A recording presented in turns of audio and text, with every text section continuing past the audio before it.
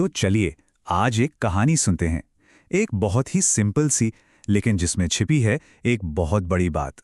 एक कहानी जो हमें सिखाएगी कि कैसे एक छोटा सा काम भी आपको दुनिया में एक अलग पहचान दिला सकता है। ये कहानी है मेहनत की, ईमानदारी की और उस सफलता की जो सच में हम सबके लिए एक मिसाल बन सकती है। तो एक सवाल है, सोचिए जरा, क्या कोई मामूली सा गली में ठेला लगाने वाला इंसान पूरे गांव के लिए एक इंस्पिरेशन बन सकता है? सुनने में थोड़ा अजीब लगता है ना? पर चलिए इस कहानी में आगे बढ़ते हैं और देखते हैं इसका जवाब क्या मिलता है। देखिए, इस पूरी कहानी का जो सार है ना, वो बस एक लाइन में छुपा है। एक ऐसी सीख जो एक पिता अपने बेटे को दे रहा है, और यही बात इस पूरी कहानी की बुनियाद है। वो कहते हैं, बेटा याद रखना, ईमानदारी और मेहनत से किया गया छोटा काम भी एक दिन बड़ा बन जाता है। कितनी गहरी बात है ना? तो चलिए अब मिलते हैं इस कहानी के हीरो से। इनका नाम है रमेश, और इनकी पहचान गांव के चौराहे पर लगा उनका छोटा सा पानी पूरी का ठेला। इनकी सुबह सूरज की पहली किरण के साथ शुरू होती है और पूरा दिन बस मेहनत, सिर्फ और सिर्फ मेहनत। रमेश का ना एक बड़ा सीधा साधा सा फलसफा था, एक मोटो जिस पर वो अपनी पूरी जिंदगी जीते थे। और यही सीख वो अपने बेटे मोहन को भी देना चाहते थे कि मेहनत का फल हमेशा मीठा होता है। और बस यही एक पॉजिटिव सोच थी जो हर मुश्किल में उनकी ढाल बन जाती थी। अब सवाल ये है कि भाई रमेश की पानी पूरी में ऐसा क्या था, क्यों लोग खींचे चले आते थे? उनकी रेसिपी में ना 2 सीक्रेट इंग्रेडिएंट्स थे, और ये कोई मसाले नहीं थे, ये थे उनकी कड़ी मेहनत और उनकी ईमानदारी। वो सिर्फ पानी पूरी नहीं खिला रहे थे, वो लोगों को अपनी लगन और अपनापन परोस रहे थे। पर कहते हैं ना, जब कोई अच्छा करने लगता है तो जलने वालों की भी कमी नहीं होती। और बस अब कहानी में एक ऐसा मोड़ आने वाला था जहां रमेश की सारी मेहनत का सबसे बड़ा इम्तिहान होना था। क्योंकि हर कहानी में एक ट्विस्ट तो होता ही है, और रमेश की कहानी का ट्विस्ट बस अब शुरू होने ही वाला था। और यही कहानी में एंट्री होती है सुरेश की। वो भी पास में ही ठेला लगाता था।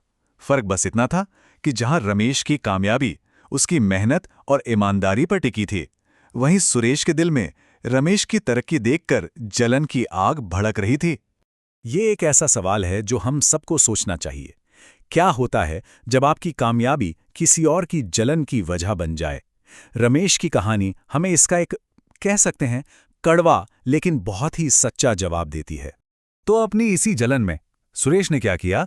वो गया गांव के मुखिया के पास और रमेश की झूठी शिकायत कर दी। और नतीजा, बेचारे रमेश को अपना ठेला, अपनी रोज की रोटी गांव के बाहर एक एकदम सुनसान सड़क पर लगाने को मजबूर कर दिया गया। सोचिए, ये उनके और उनके परिवार के लिए कितना बड़ा सदमा होगा। लेकिन कहते हैं ना, जब एक दरवाजा बंद होता है तो ऊपर वाला दूसरा खोल देता है।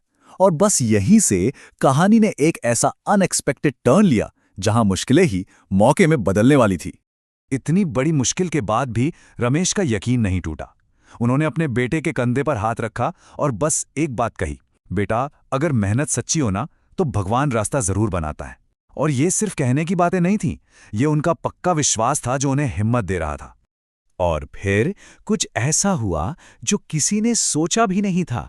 शहर से कुछ लोग आए और इत्तेफाक से उन्होंने रमेश की पानीपुरी खाई, और खाते ही वो तो उसके फैन हो गए। उन्होंने झट से रमेश का एक छोटा सा वीडियो बनाया और सोशल मीडिया पर डाल दिया। और फिर, अरे फिर क्या था, वो वीडियो हो गया वायरल। देखते ही देखते दूर दूर से लोग सिर्फ रमेश की पानीपुरी खाने के लिए उस सुनसान सी सड़क पर आने लगे। और दोस्तों, यहीं से शुरू होती है मेहनत की असली जीत की दास्तां। एक छोटे से ठेले से पूरे गांव की प्रेरणा बनने तक का एक कमाल का सफर। रमेश की ईमानदारी का जो फल था ना, वो अब सबके सामने था। वो पूरे इलाके में फेमस हो गए। गांव के मुखिया ने खुद इज्जत के साथ उन्हें एक बड़ा स्टॉल बनाने का ऑफर दिया। और सबसे बड़ी बात, सुरेश खुद आया और अपनी गलती के लिए माफी मांगी। ये सिर्फ रमेश की जीत नहीं थी, ये अच्छाई की जीत थी। सोचिए, वो छोटा सा ठेला जिसे बेइज्जत करके वहां से हटाया गया था, आज उसी गांव के चौराहे पे एक बड़े परमानेंट स्टॉल में बदल चुका था। ये सिर्फ एक दुकान नहीं थी, ये उनकी मेहनत और सच्चाई की जीत का एक जिंदा सबूत था। और आखिर में कहानी वहीं आ जाती है जहां से शुरू हुई थी। रमेश अपने बेटे को फिर से वही सबक सिखाते हैं जिसने उनकी पूरी जिंदगी बदल दी, कि ईमानदारी और मेहनत से किया गया छोटा सा काम भी एक दिन बहुत बड़ा बन जाता है। ये सिर्फ एक सीख नहीं थी, ये एक ऐसी विरासत थी जो अब अगली पीढ़ी को सौंपी जा रही थी।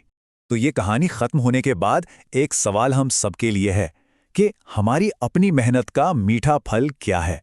शायद इसका जवाब सिर्फ पैसे या शोहरत में नहीं है, बल्कि उस सफ़र में सीखी गई ईमानदारी में, सेल्फ रिस्पेक्ट में और उस सुकून में है जो दुनिया की किसी भी दौलत से कहीं ज़्यादा कीमती है। सोचिएगा ज़रूर।